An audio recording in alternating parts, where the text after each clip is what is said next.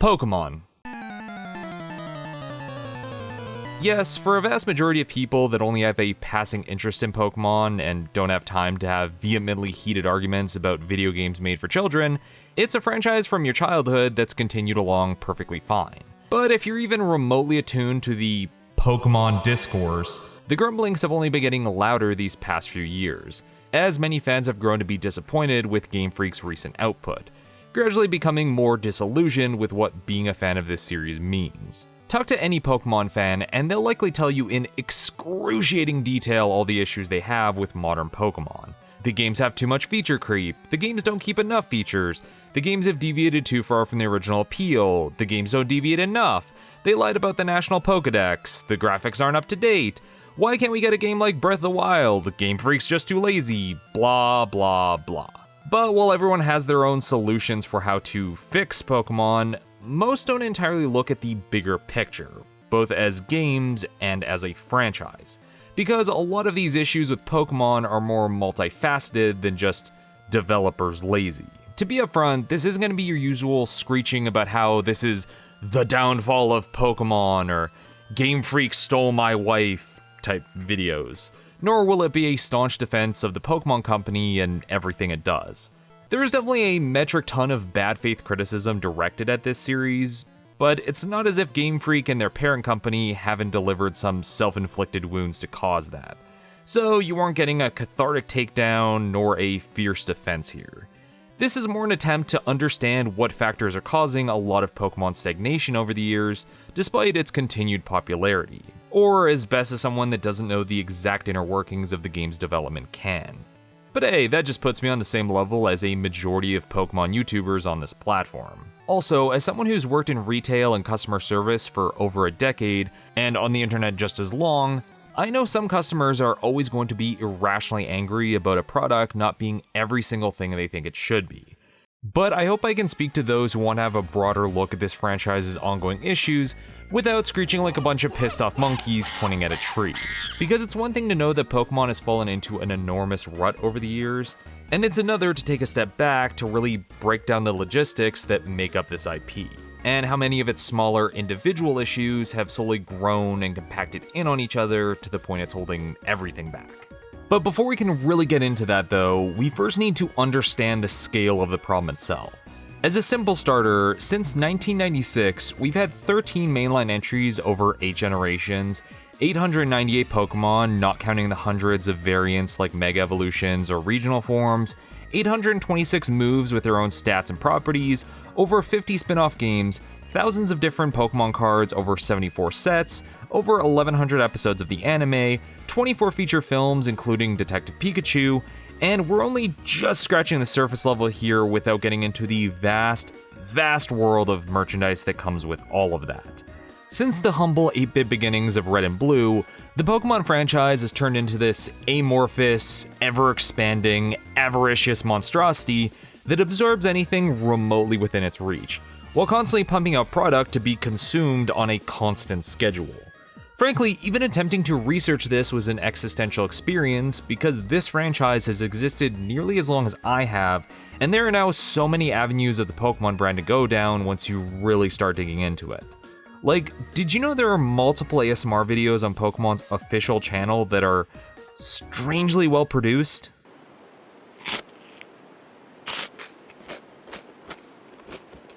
But to fully appreciate just how massive Pokémon has become in such a relatively short amount of time, we only need to look at some rough estimates of the highest grossing media franchises from early 2019, where Pokémon was ranked at the top of the list with an earning of a whopping $92 billion.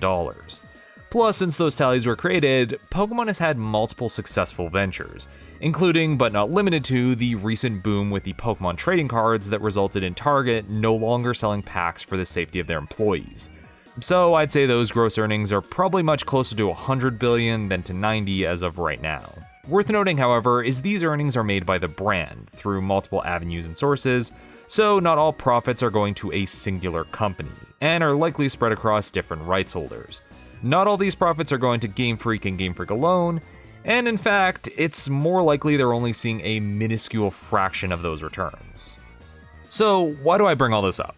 Well, partially because I did all this research and wanted to show it off, but also to give a broader understanding of what Pokemon's profitability means. Outside of how this series about digital pet fighting being worth that much is kind of insane, what's most interesting about these standings is that everything below Pokemon on this graph started decades before it, highlighting how exponential its growth has been as a series in such a brief period, largely due to how it came at the perfect merging point of nerd and internet culture hitting the mainstream at the exact right moment. Also, unlike most franchises on that list, or any really, Pokemon's success has heavily relied on the fact that it's steadily ever expanding. It's easy to say that all Pokemon does is recycle the same nostalgia bait for Gen 1, which is undeniably effective, but there's definitely a vested interest from fans in seeing how Pokemon continues to iterate with every new entry, specifically with adding new Pokemon to catch. If you don't believe me, just look back at how riled up the internet gets when the Pokemon company starts showing off new creature designs during the lead up to the next generation dropping.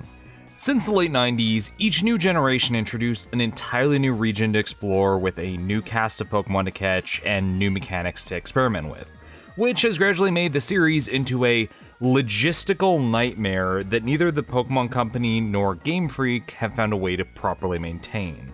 No, Pokemon isn't bad because Game Freak hasn't suddenly spent the better part of a decade and a sizable fortune to make their own gigantic, open-world Breath of the Wild game with real-time battle systems and fully rendered attack animations. It's because that's become so far beyond the scope of what Pokemon has ever been, or could realistically be done with the deadlines the developers are routinely given. The more clear issue is that the Pokemon series has been able to maintain a consistent holding pattern for the last 2 decades with how it was handled while on handheld consoles using sprite assets, but it's now at a crossroads for what direction it needs to go in the future.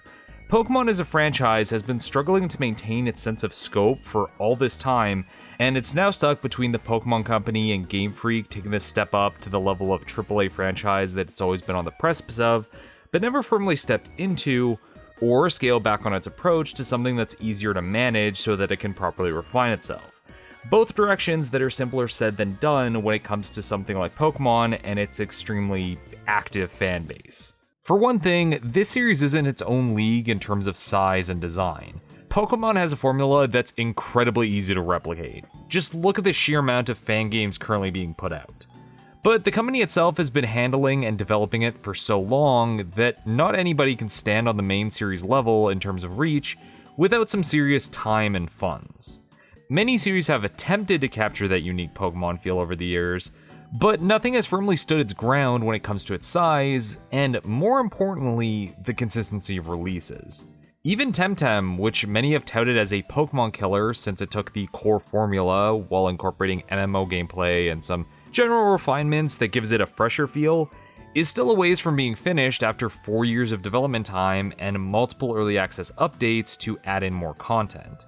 And if we're being honest here, isn't close to the same scale of Pokemon, even when the National Dex is removed from the equation. The only franchise that operates even somewhat like Pokemon in terms of scope is obviously Digimon. With roughly 1,400 digital monsters as of time of writing, Digimon is the only monster collecting franchise that survived as long as Pokemon has during the great monster taming wars of the late 90s, early 2000s.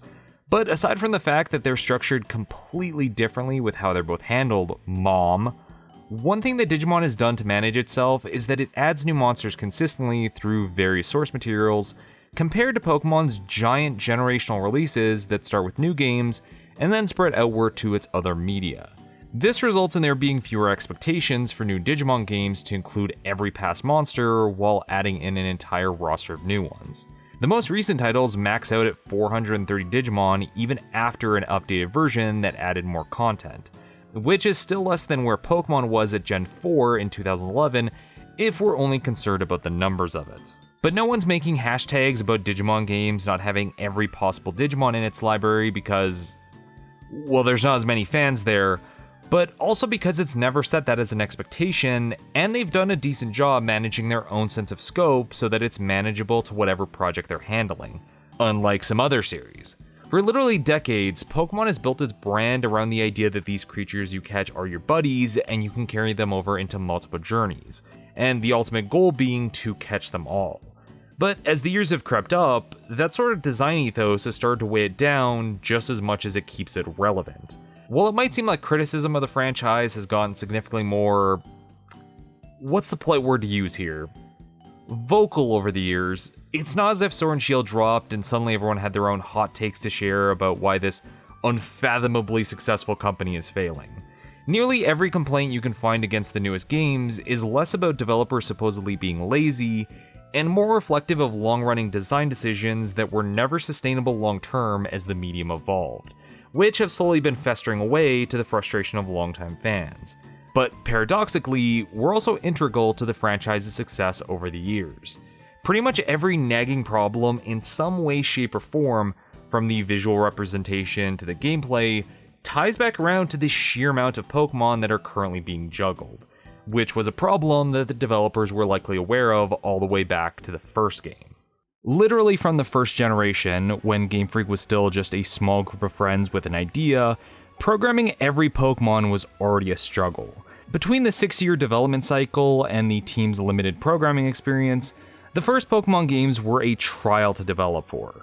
We might not appreciate it nowadays considering the original games take up the same size as your average TikTok video, but when Pokémon Red and Green were first made, it was being developed for a 2 MB cartridge, and it used every possible byte of storage to fit as many Pokémon as it could. And that's after Nintendo increased the size of the cartridge's memory, and about 40 Pokémon were cut from the original lineup. But that large selection was one of the keys to the series' success. The idea of an RPG where you went out adventuring to discover, collect, and trade monsters to then battle with went over huge once it started picking up traction. And without realizing it, the developers at Game Freak had fallen into the perfect formula for a multimedia franchise that would sell like gangbusters. For those who weren't around in the late 90s, if you think that Pokémon is tough to avoid now, you should have seen what it was like when it first popped off. We all collectively kinda went insane for a bit. Before there was even a sequel out, there was already the international game releases, multiple spin-offs in production, the trading card game, the full anime series, a manga, and the previously mentioned boatloads of merchandising deals. I can personally state that the reason I got good at math in grade school was because I completed multiple Pokémon Math Challenge books solely due to the branding slapped on it. Nintendo had struck such a goldmine publishing Pokémon that they had to make a deal with Game Freak and Creatures Inc. to form the Pokémon Company in order to manage the brand so that it didn't slowly tear itself apart with how many directions it was being pulled in. But the core appeal of Pokémon was to catch them all, according to the ads. So what if they were all caught already? I mean, there were only 151 Pokémon, so it'd be pretty boring to continually recycle the same ones over and over again, when the series is all about exploration and discovery. So the obvious decision when making a sequel was to add more. Now, I'll spend a lot of time in this video criticizing how they've handled their unsustained growth over the years, but that initial decision with Pokémon Gold and Silver was a genius move on Game Freak's part. 20 years later, Generation 2 is largely defined for polishing some of the rougher edges that held the first game back in terms of quality. But speaking as someone who was huge into Pokémon when Silver and Gold were being advertised, the big selling point at the time was the promise of even more Pokémon to discover. Like, who remembers the whispers of Peekaboo on the school grounds before the internet had any news translated the instant it dropped? Everyone was dying to know about any hints of new Pokémon that we hadn't learned about yet. But the second generation wasn't just adding new Pokémon either, because Game Freak were taking the extra step to include every species from the previous games too, allowing for cross-generational transferring. At the time, each Pokémon was a rough amalgamation of pixels, so this wasn't exceedingly hard to implement, even if it required Satoru Iwata to help with the programming to get it all working right, since the original coding was held together by duct tape and a dying child's dream. But it's worth noting how unique this approach was. Hell, even now. We take it as a given since the series has made it part of their brand, but Pokémon is pretty much the only franchise around that attempts to carry over progress from previous games to such an extensive degree, namely in a monster collecting RPG, resulting in a sizable amount of coding and planning being done for something only a small percentage of players would actively be using. Pokémon quite easily could have taken the steps that series like Digimon or Monster Hunter took, where the most popular monsters would be cycled through along with the new ones, but never set the idea that every monster ever was attainable or in the game's code for you to transfer over older ones, because that feels like it could cause problems down the line, maybe hold the series back a bit. To Game Freak's credit, this is another idea that was legitimately clever when they first came up with it. But it wasn't something that could be sustainable forever without careful planning and consideration, and was immediately tested how viable it was long-term with the release of Pokémon Ruby and Sapphire. Because of the changeover from the Game Boy Color to the Game Boy Advance, along with some fixes to the game's coding, the third generation of games didn't allow any cross-generational transferring with the previous titles, resulting in the first Gen 3 games only having 202 of the 386 Pokémon attainable, as they couldn't have every single previous Pokémon be catchable within the game without bloating their development time or vastly reworking the design approach they had already established. Some seem to think that Sword and Shield were the first generation to cause a shitstorm for Game Freak failing to allow every Pokémon to be transferred over, but 3 generations in, and it's already a tedious hassle to even attempt to catch every Pokémon. If you want to maintain that living dex by this point, it would require you to have access to all the Generation 3 games, plus a GameCube link cable with Pokémon Colosseum and XD so that you can get the legendary from those games. By this point, catching them all was already unfeasible for a significant amount of players, which is why it's no surprise that this is when the catchphrase "gotta catch 'em all" was silently retired from the marketing and box art, because Game Freak seemed to understand that this was already becoming a challenge to manage. The problem was that they went so hard on the branding for so long, to the point of ingraining the words into our brains with catchy rap songs, that there was no going back. Despite those technical issues though, the third generation sold like crazy, to the shock of many who were certain Pokemon was a flash-in-the-pan fad that was about to die out. In fact, this is when the series went into production overdrive, because from Ruby and Sapphire, we would begin seeing a new mainline game released every year or two, either a new generation, upgraded versions, or remakes of older entries. However, in order to maintain that constant growth at this pace, they needed some reliable framework that they could keep to while consistently pumping out new Pokemon, characters, and any unique content specific for each game, which is where the Pokemon formula became etched in stone at Game Freak's offices. And while this standardized formula is what's causing the Pokemon series to stagnate over the last few years with how predictable it's become, it's additionally what's kept it standing. I'm sure there's probably a layer of the developers being set in their ways and not wanting to change after all these years, but another layer to it is that they have strict deadlines that need to be met, leaving them little wiggle room to expand on new ideas that might cost time that they don't necessarily have, especially once they were pushed into the 3D era and development grew more complicated, which is its own issue entirely that we need to get into. Now, let's be honest, when it comes to the first games, Pokemon looked not great. Granted, they were made for a handheld in the 90s that could barely do color, but going back to them nearing 30 years later, the pixel art's a bit rough, and some of the Pokemon themselves look like Pablo Picasso was doing an abstract art piece of the designs. However, after a lot of incremental trial and error refining their art design, by the end of the DS generation, Game Freak were masters of getting the most out of their pixel art. They had been doing it for so long that by using simple tricks that manipulate the model, along with some dynamic posing, they were able to give even the simplest designs life. However, after years of 2D handheld games, a vocal portion of the fans had started questioning why mainline Pokémon had still not made the jump to 3D consoles like every other major franchise, something people back in those days attributed to laziness too, despite the Gen 5 pixel art now being something many highly praise and wish to return to. But, the grass is always greener. The reason the development stuck with 2D assets for so long, according to Junichi Masada, was that the pixel art has so much personality based on who draws it, allowing them a lot of freedom in the way Pokemon are presented at first glance, where with the 3D models, everything has to be uniformly consistent, which sucks out a lot of that visual personality to the art until you get into animating it, something that takes a lot more work to bring to life to that same degree. But with Nintendo pushing their 3D hardware, Game Freak didn't really have an option to stick with the pixel art aesthetic forever, even if they wanted to stay on handhelds. So after 3.5 years of development and translating 720 Pokemon into 3D models by Creatures Inc., who they outsourced the work to since a vast majority of the artists at Game Freak were pixel artists, we got to Pokemon X and Y. And since then, it's felt like the franchise has been struggling to maintain that consistent visual progress that had been seen going from the first generation all the way to the fifth.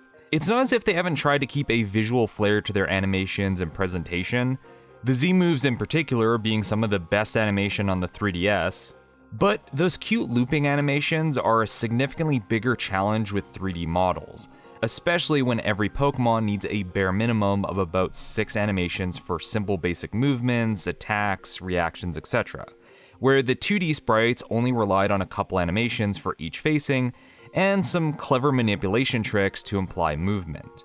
This is why I bring up the pixel art from Gen 5, because it's quite obvious they knew how to give a ton of charm and personality to those designs because they were drawn with a 2D aesthetic in mind. So you have to assume this major stagnation problem here has to do with the transition to 3D and the amount of work and time that's required in getting that same level of life out of them, resulting in Game Freak being stuck between focusing on polish or scope. And this brings us to one of the most contentious points for Pokemon fans that could have been predicted with a bit of foresight, since animation struggles were a complication that was seen all the way back with Gen 1. During the first game's development, it was quickly realized it would have been impossible to give every Pokemon sprite unique animations for every attack it could possibly do. So Game Freak had the rather smart idea of having the attack animations placed separate from the sprites, which was much simpler to implement across the entire game since they weren't dependent on the sprites themselves, allowing for any Pokemon to hypothetically be able to use any move, but still remained visually distinct. And this worked incredibly well for them all the way up to Gen 5, where again, every generation they would gradually improve the attack animations and how they manipulated the models. It isn't just Pokemon who've relied on these animation tricks either, since nearly every monster taming RPG ever since have used a similar approach to save time on animating the same attacks differently from various creatures. But then we return to that pesky third dimension, and suddenly all those move animations are about 10 times more complicated to look well polished compared to the franchises who had already been doing it for a decade, like someone going through their awkward puberty years in their mid-20s while working at a high-end law firm. Ultimately, the developers chose to continue animating moves using the same principle as before, as it would be unreasonable to expect that they give every Pokemon a dedicated animation for every move. Not just with how many there were by Gen 6, but the amount of moves along with it. The problem, however, was that with the camera no longer locked to the back of the player Pokemon, the disconnect between the move animations and the models was much more noticeable, resulting in some fans smashing their head into walls because Blastoise's Hydro Pump doesn't come out of their cannons. What the developers did to make up for this was to give most Pokemon a signature move that had a more detailed, unique animation specific to that Pokemon's model and rigging, and then giving a couple basic universal animations that trigger for everything else, or have the attack animations themselves manipulate the models. Granted, some of these moves clearly got more attention than others, but the principle still stands. Even if you're copying over models into every new game, that doesn't negate the work that has to go into rigging, animating, and coding in the game logic so that it doesn't break itself. So this is easily the most efficient way to do 3D animation work for hundreds of Pokemon. And before anyone starts getting heated under the collar and furiously typing about how games like Pokemon Battle Revolution or New Snap's animations look so much better, of course they do. Frankly, I expect that they should. These games are always incredibly narrow in scale by comparison, focused solely on their main gameplay style, and typically with a fraction of the Pokédex of the modern games. Yes, new Pokemon Snap looks gorgeous as you get to watch Pokemon interact in cute ways never seen before, like this Scorbunny doing a little show for their friends before having a snooze on a Torterra. But using it as an own on the mainline series isn't exactly the gotcha some seem to think it is. When you only have to make 11 stages and animate 200 Pokemon with a handful of animations that will only be viewed from a single lane perspective in highly scripted events, it's noticeably easier to make it look really good. Don't take this wrong, this isn't a shit on Bandai Namco, because they did a fantastic job with the art direction and animation of new Pokemon Snap. But comparing the work that they did with what Game Freak has to do is not apples to apples, considering the more involved work that has to go into a major JRPG compared to what is effectively an on-rails shooter that you'll see everything of in sub 15 hours. This is what I mean by Pokemon being stuck between a decision of polish versus scope. I'd love if all the games had the subtle details and polish that new Snap had when it comes to its aesthetics. But if you want every Pokemon to have highly detailed animations for all their attacks and interactions, while still being an open world RPG, it would likely require a vastly reduced sense of scale in order to compromise for that. Meaning the first thing that would need to happen is cutting down on the Pokedex. And this is where we get into the whole national Dex crisis thing. For those unaware, with Pokemon Sword and Shield, the developers stated that they weren't going to be including every Pokemon going forward so that they could focus on the models and animations that were going in the game, along with better balancing the game itself, meaning over half of the 900 Pokemon currently existing weren't going to be included at launch and couldn't be carried over from previous generations, which caused a bit of a stir. And what made it worse was when it was shown how lacking some of the animations were in places, and that the models were reused from previous games. Now, honestly, for whatever reason they did this, whether it was the amount of time it takes to rig and animate older models on a completely new engine, or the time constraints that the team was on, I'm of the opinion that the National Dex isn't something needed for this franchise after all these years, and it being cut was a long time coming, which Junichi Masuda said himself. So the leap to home consoles was the best time to tear off that band-aid. And look, I get it. It's completely understandable that people like Shiny Hunters or those that have living dexes going all the way back to Gen 3 would be frustrated about this considering the time they've spent cultivating all their work. But let's be realistic. If the developers are spending a decent amount of time rigging, animating, and coding over 400 Pokemon that only a small fraction of players will ever see or use, that's frankly a ton of resources that could be better directed elsewhere. This was a lot simpler when it was sprites. But when those 3D models have to be carried over into every aspect of the game, that same amount of detailing work has to be done for all of them. Now, to clarify, this doesn't mean I don't appreciate when a little extra effort is put into something only a few players will see. Honestly, that's sometimes my favorite stuff. But when that effort is likely taking months of development time that could be better put into polishing up the work that will be present to all players, that's probably a better use of your development team. Personally, in my opinion, using the revolving door system that the devs have proposed for future games, where the roster is a mixture of new and old Pokemon that alternates with each game, is probably the easiest way for the series to maintain themselves going forward. Especially with systems like Pokemon Home being put in place to store your collection. Of course. Game Freak, you're really not making it easy to see your side in all this. Look, all I'm trying to say is if cutting down on the Pokemon that each game has to manage means better attention can be given to things like the story, presentation, and game design, I'm all for it. Which actually brings me to yet another issue Pokemon has been facing the last few years. One of the most frequent talking points you'll see when discussing the mainline Pokemon games is how stagnant the core gameplay has become, which is valid. Since the first generation, the turn-based rock-paper-scissors format hasn't budged in any remarkable ways after 25 years. And there is an undeniable comfort to that, in a eating that same peanut butter jelly sandwich you would have for lunch as a kid sort of way, but it also means that if you've played one Pokemon game, you've essentially played them all. There have been refinements over the years, but at the end of the day, the series has moved at a snail's pace when it comes to evolving on its core systems. The Pokemon formula has become so cemented into the brand that any attempts to change it or revamp it would likely require a complete overhaul to everything. So the way Game Freak has attempted to cover for this is by introducing new gimmicks each generation. This has worked relatively well in Pokemon's favor when it comes to keeping general interest in the series, but whether it's Mega Evolution, Z-moves, or Dynamaxing, Game Freak appears to be extremely apprehensive to firmly establish anything as part of the core design going forward, and would rather toss aside anything that isn't part of the original combat system after a game or two. Now, I personally like the idea that every region has its own unique gameplay features to keep things fresh and set them all apart as their own distinct areas, but now that we're in dedicated console territory, having mechanics be brought up and then dropped after a single game feels like a bad use of resources. And not to mention frustrating as hell when it's a feature fans adore, like walking Pokemon. Seriously, how has that not become a core feature at this point? This is an entire series about creating a bond with your partners, in which nearly every piece of marketing material is all about going on a journey with your favorites, and yet the games never commit to this. Okay, I'm getting a bit off track. While I could continue on about the annoying way Game Freak seems to regularly throw away new features at an alarming rate, the bigger concern in regards to this topic is how thin they've spread themselves in terms of their core battle system.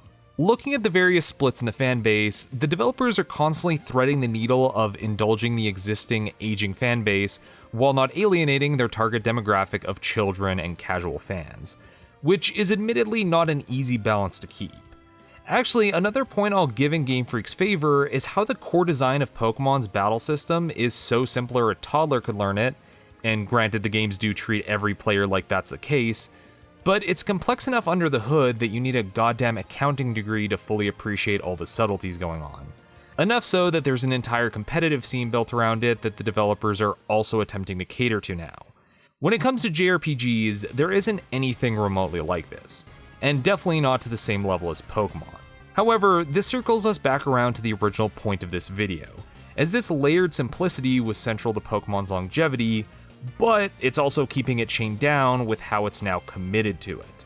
Hell, between the 18 types, EVs, IVs, natures, abilities, held items, general team composition, and the entire eugenics discussion involved in breeding, there are a lot of smaller components that make up Pokemon's battle systems beyond its gargantuan roster, both on a casual or competitive level. So I can see how tinkering with it too much might feel like playing a game of Kerplunk.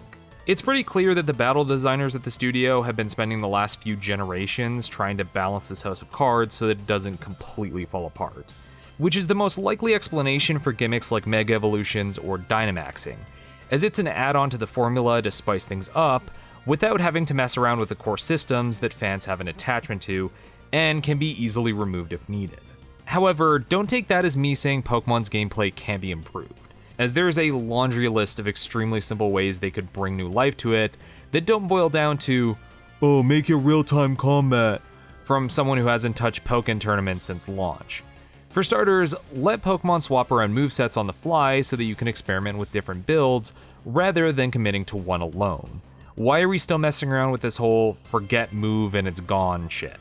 How about incorporating difficulty scaling systems so veterans don't feel like they're crushing through the game on easy mode, but newcomers are still able to learn at a comfortable pace?